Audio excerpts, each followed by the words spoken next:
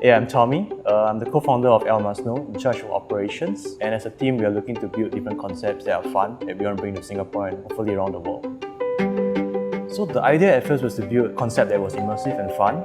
And initially as a team, we wanted to do a food theme because in Singapore we love food and most Singaporeans are in love with what is possibly a national drink called bubble tea. So it's been very intense from the start and there was no benchmark for us to research on. We called the authorities and asked for feedback, like what kind of licenses we need, and people were sort of giving us confusing answers.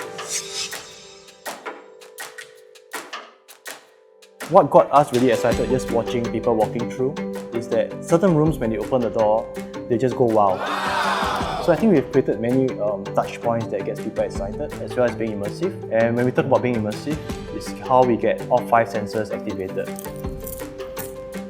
The thing that really created interaction within our space is that we created 10 different collectible cards. And yeah, people actually hang around for 2 hours trying to find the 9th 10 card just to get a miss you gift from us. We wanted to experience the whole bubble tea journey whereby they go into somewhere that is very different yet related to bubble tea and come back to reality with a cup of bubble tea in hand. For me personally, the highlight was when this place was finally built. There was a lot of sometimes self-doubt when we were thinking about doing concepts and looking at 2D drawings, whether this would be realistic and whether this could even be built. And I think the day when this was built as a team, we were pretty surprised by ourselves as well with what we have done here.